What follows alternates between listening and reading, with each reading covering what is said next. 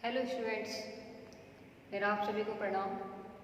तो जैसे कि हम पढ़ रहे थे पिछली वीडियो में महर्षि पतंजलि जी का योग दर्शन। तो योग दर्शन में हमने कुछ टॉपिक के बारे में चर्चा की थी कि क्या क्या टॉपिक हैं। ठीक है, तो हमने इससे पहली वीडियो में चर्चा की थी जो चित्त के 9 अंतराय हैं। चित्त के 9 अंतराय के 9 ही उपायों के बारे में हम चर्चा कर चुके हैं पहले। तो अब उससे आगे आता है कर्म सिद्धांत। तो आज हम चर्चा करेंगे कर्म सिद्धांत के बारे में। तो हमारा टॉपिक जो है कर्म सिद्धांत है या कर्माशय। ठीक है, अब हम थोड़ा सा कर्म सिद्धांत के बारे में पढ़ लेते हैं, कर्माशय के बारे में। कर्म आखिर है क्या, कि कर्म क्या है कि विषय मूलक जो होते हैं या क्लेश मूलक जो विषय होते हैं, जो कर्म हम करते हैं, उन्हीं का एक समूह बन जाता है और उसी को जो है कर्माशय बोला जाता है। मतलब कि क्लेश मूलक कर्म को ही जो एक संचित होते हैं उनको ही कर्माशय बोला जाता है। और जो भी मनुष्य कर्म करता है उसके पीछे अविद्या, अस्मिता, राग, द्वेष और अभिनिवेश, ये जो हमारे पंच क्लेश हैं, इनका ही सबसे बड़ा मेन रोल होता है। मतलब कि अगर कोई भी व्यक्ति, कोई भी मनुष्य कर्म करता है तो इन अविद्या के झंझट में पड़कर ही कर्म करता है। और जो इन क्लेश मूलक कर्मों के द्वारा जो भी हम कर्म करते हैं वे कर्म संस्कार बन जाते हैं, कर्माशय बन जाते हैं। तो ये क्या है, ये हमें भोगने ही पड़ते हैं। अगर कोई इनसे मुक्त होकर, जो द्वेष और राग अभिनिवेश है, इनसे मुक्त होकर जो भी कोई कार्य करता है तो उनकी क्या है, वे कर्माशय नहीं बनते हैं। जब तक आप अपने क्लेशों से मुक्त नहीं होंगे तब तक आपके कर्माशय भी नहीं मुक्त होंगे। जब आपके क्लेश, ये कर्म जो आपके क्लेश है, ये 5 क्लेश मैंने बताए हैं कि अविद्या, अस्मिता, राग, द्वेष और अभिनिवेश, ये पांचों क्लेश जब भी आपके खत्म हो जाएंगे और जब भी आपका विचारों से आपके मन मस्तिष्क का जो एक सांचा टूट जाता है, मतलब कि जो भी आप विचार, जो भी आप कर्म करते हैं तो वो एक विचारों का संग्रह रख कर ही तो करते हैं। कोई विचार आपके मन में आता है तभी तो आप कोई कार्य करते हैं, तो वे कर्म अलग होते हैं। लेकिन जो किसी इच्छा से किए जाते हैं, किसी अविद्या के कारण किए जाते हैं, तो उनका जो है एक कर्माशय, एक समूह बन जाता है। उनको महर्षि पतंजलि ने कर्माशय कहा है, कर्म। ठीक है, तो इसके बारे में हम पढ़ेंगे कर्म सिद्धांत। कर्म सिद्धांत क्या होते हैं, तो महर्षि पतंजलि जी ने इसमें कहा है कि कर्म सिद्धांत, मनुष्य बिना कर्मों के तो रह ही नहीं सकता है, क्योंकि कर्म ऐसे ही चीज है, कर्म ही हमें पशुओं से अलग करती है, वरना हम भी पशुओं के जैसे ही हो सकते हैं। क्यों? क्योंकि हमारे अंदर विचार आते हैं, हमारी भावनाएं इधर उधर होती है, हमारी भावनाएं होती है, हमारे इमोशंस होते हैं, तो इनको एक संग्रह करके हम कर्म करते हैं। और कर्म ही मनुष्य कर सकता है, बाकी और कोई कर्म नहीं कर सकता है। अब ये कर्म अच्छे भी होते हैं और बुरे भी होते हैं। तो इसमें क्या है, जिस तरह से हम कर्म करते रहते हैं, करते जाते हैं, या इस विषय के बारे में हम गहन चर्चा करते हैं, तो ये इतना ही जटिल विषय बन जाता है। तो इसमें इसका कर्म सिद्धांत के बारे में क्या है, जो हमारी भगवद गीता है उसमें भी बहुत ज़्यादा चर्चा की गई है कर्म सिद्धांत के ऊपर। उसमें श्री कृष्ण जी ने अर्जुन को कर्म के बारे में बताया था कि कर्म अगर नहीं करोगे तो क्या होगा, अगर करोगे तो क्या होगा। ठीक है, इंसान इसी झंझट में रह जाता है कि कर्म अगर हम कर रहे हैं तो कैसे कर रहे हैं, किस तरह के हमें कर्म करने चाहिए, और अगर हम कर्म कर रहे हैं तो हमें क्यों करने चाहिए, इनका फल हमें अच्छा मिलेगा या बुरा मिलेगा, पाप या पुण्य, इन सब से निकल नहीं पाता है मनुष्य। तो अब इन सब के बारे में ही बताया गया है महर्षि पतंजलि जी। कर्म सिद्धांत, 4 इनके सिद्धांत बताए गए हैं। तो इनका जो पहला सिद्धांत है उसके बारे में हम थोड़ी सी चर्चा करेंगे।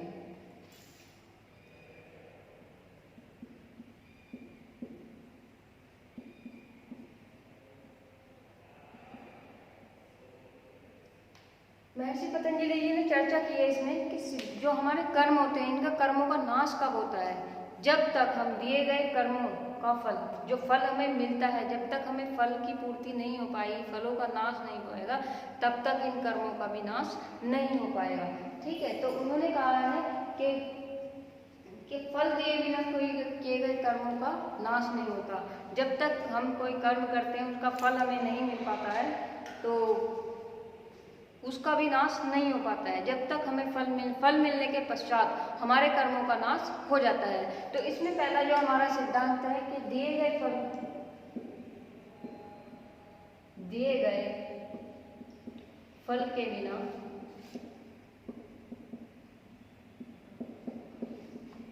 कर्मों का नाश क्षय नहीं होता है।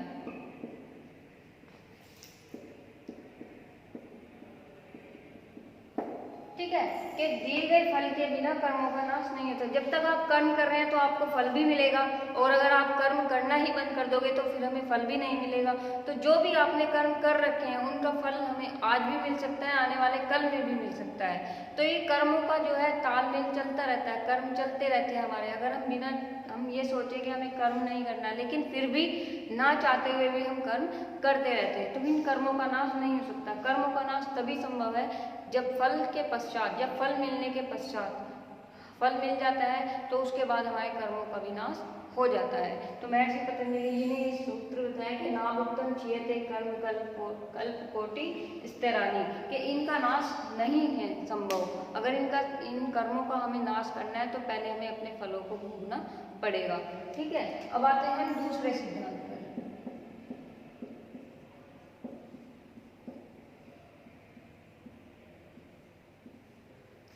अब इसमें आते हैं कि जो हमने कर्म किए हैं उनका फल हमें भोगना ही पड़ता है। आपने कर्म किए और कर्ता को ये फल भोगने पड़ते हैं। ठीक है, तो इसमें महर्षि पतंजलि जी ने कहा है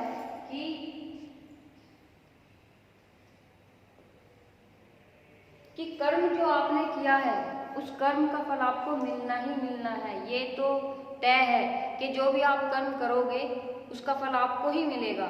और अगर फल से आप बचना चाहते हैं तो वैसा वो नहीं हो सकता है। क्यों? क्योंकि जो भी हम कर्म करते हैं, जो भी मनुष्य कर्म करता है उसका फल हमें भोगना ही भोगना पड़ता है। अगर कर्ता ये सोचे कि हमें फल नहीं भोगना है, हम कर्म करते हैं, लेकिन ऐसा संभव नहीं है। जो भी मनुष्य या जो भी व्यक्ति कर्म करेगा उसको फल भोगना ही भोगना पड़ेगा। तो इसमें दूसरा हमारा सिद्धांत है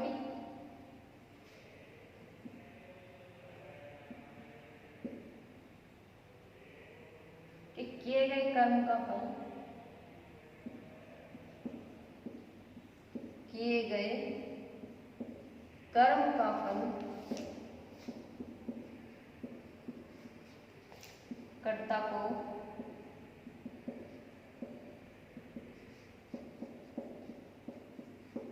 भोगना ही पड़ता है।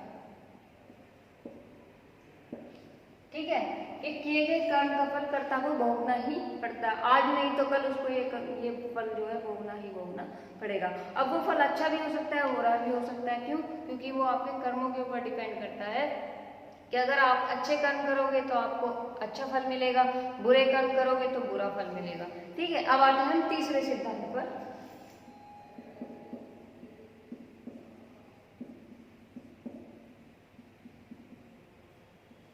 तीसरे सिद्धांत में महर्षि पतंजलि जी कहते हैं कि जो कर्म हम करते हैं उनका फल हमें स्वयं को ही भोगना पड़ता है। ऐसा नहीं है कि कर्म करे कोई और भोग करे कोई और। ऐसा चरितार्थ, ये ऐसी मान्यता नहीं है कि कर्म हम कर रहे हैं तो फल कोई और व्यक्ति भोग लेगा, या कर्म वो कर रहा है तो फल हम भोग लेंगे। ऐसा बिल्कुल भी नहीं होता है। जो भी व्यक्ति, जो भी इंसान, जो भी मनुष्य कर्म करता है उसको स्वयं ही अपने फलों का भुगतान करना पड़ता है। ठीक है, तो इसमें तीसरा हमारा यही है कि स्वयं किए गए कर्मों का फल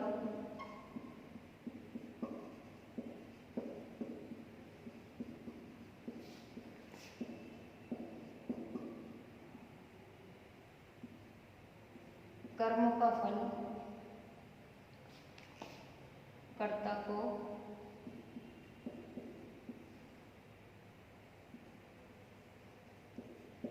स्वयं भोगना पड़ता है।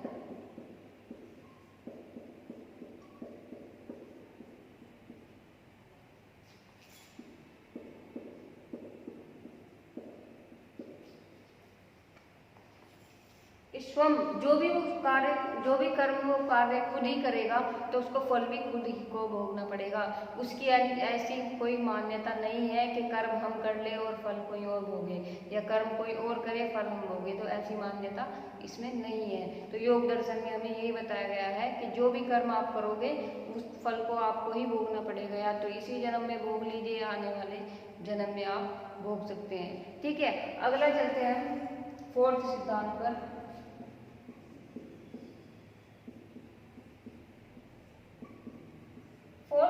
इस सिद्धांत में क्या कहा है महर्षि पतंजलि जी ने महर्षि पतंजलि जी ने इस सिद्धांत में कहा है कि जो भी मनुष्य कर्म करता है, अगर वो अच्छा कर्म करेगा तो उसे सुख का फल मिलेगा, और अगर वो बुरे कर्म करेगा तो उसको बुरे का फल मिलेगा ही मिलेगा। तो इसमें कहा कि जैसे आप कर्म करोगे आपको वैसा ही फल मिलेगा। ठीक है, अगर आप अच्छा कर्म करोगे तो आपको अच्छा फल मिलेगा, बुरे कर्म करोगे तो बुरा कर्म फल मिलेगा। तो इसीलिए कहा है कि अगर आप शुभ कर्म करोगे तो फल आपको सुख का मिलेगा, अगर आप अशुभ कर्म करोगे तो फल आपको पापी का मिलेगा। ठीक है, शुभ कर्मों का फल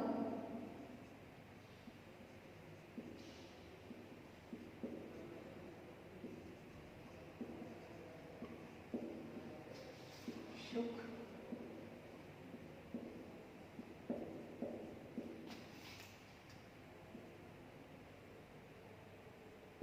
और अशुभ कर्मों का फल अशुभ कर्मों का फल दुख होगा।